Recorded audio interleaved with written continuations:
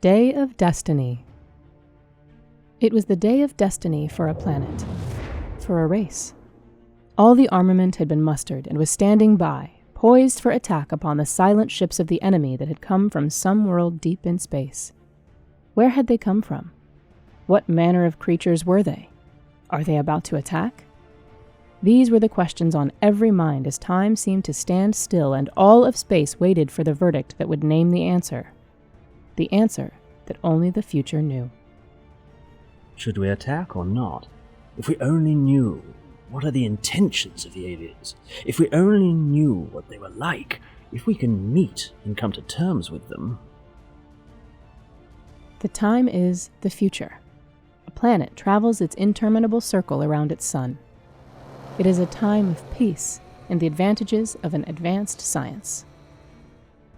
But over the centuries, there had been much internal strife, and since that time the government had decreed that they must be geared to war.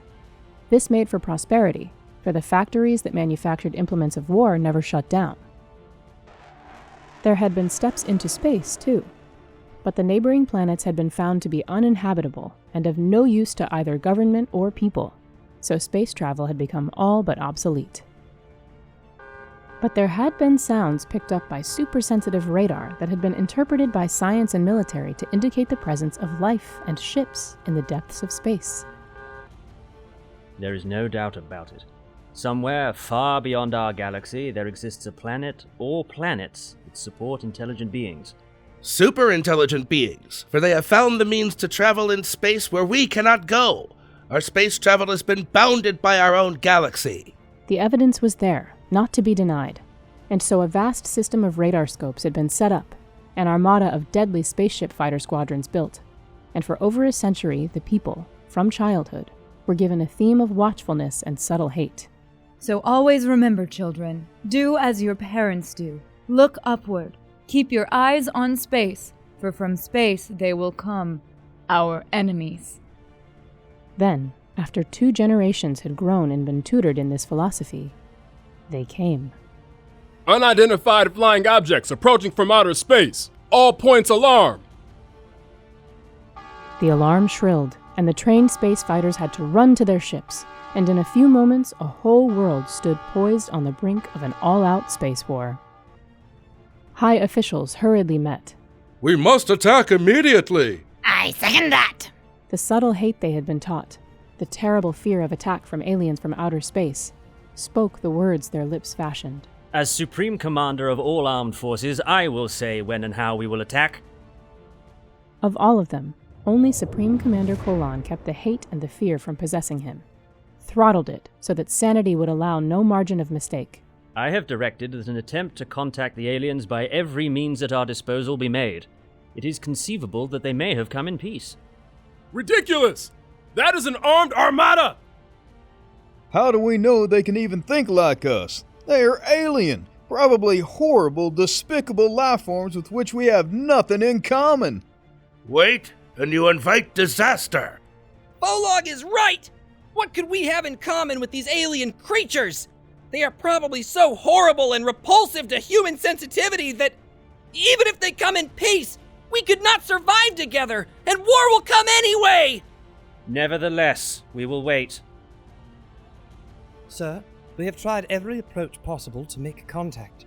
Radio, visawave, electro-minus waves. The results have been negative. I see. Go back to your post. Tell them to keep trying.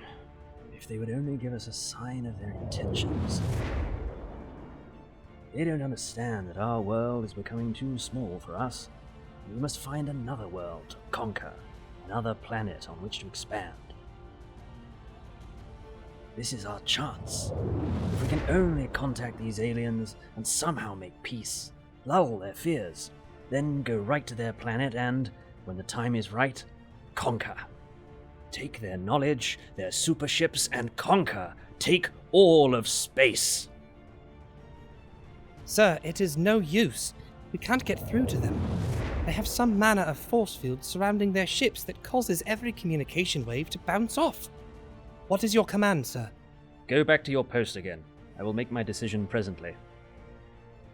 So Kolon, the Supreme Commander, paced in his lush garden, attempting to reach a decision. And suddenly, a strange thing happened. It was as though his breathing ceased, as though all the world stood still for one brief moment, as death came and enclosed him in its shroud. And suddenly, the swirling of nothingness around him was gone, and he stood in desolation on the surface of a bleak world of deadly winds and erosive blankness.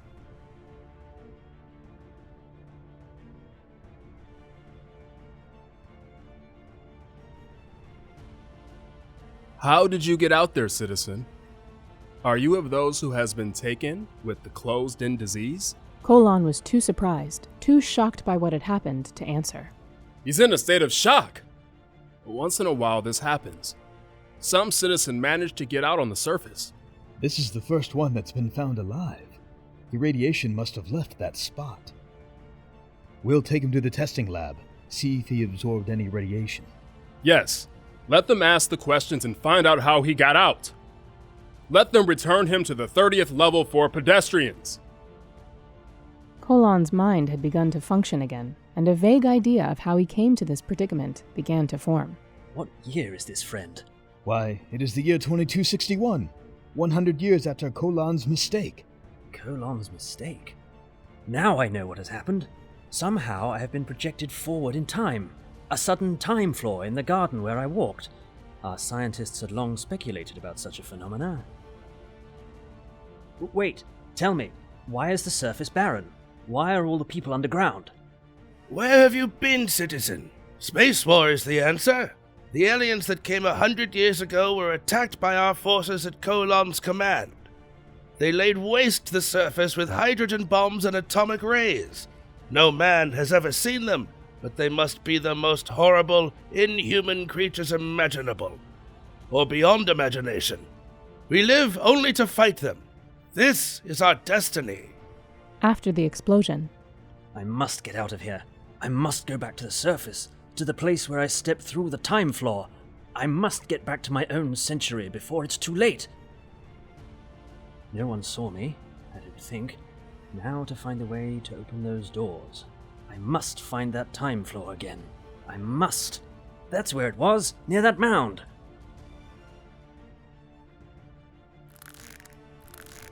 the strange net scooped Colon up. Frantically, he fought the tough mesh, but to no avail. He was hoisted upward. It's one of the alien ships. I've been captured.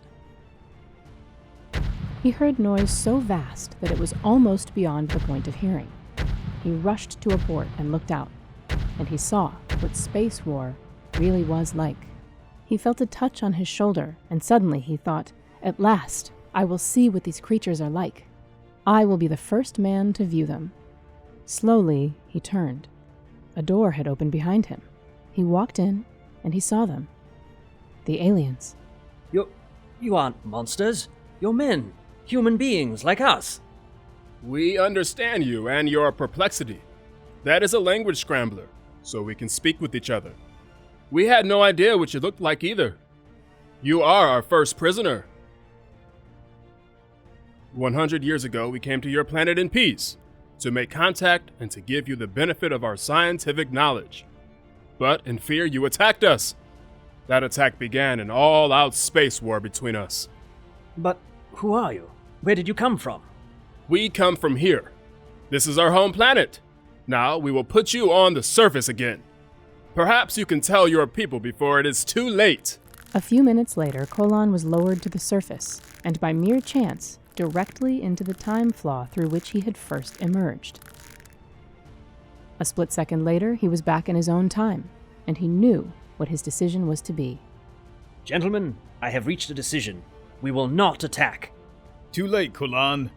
We held secret conference, divested you of authority, and authorized the attack on the aliens. Listen, our space fleet is attacking this very moment.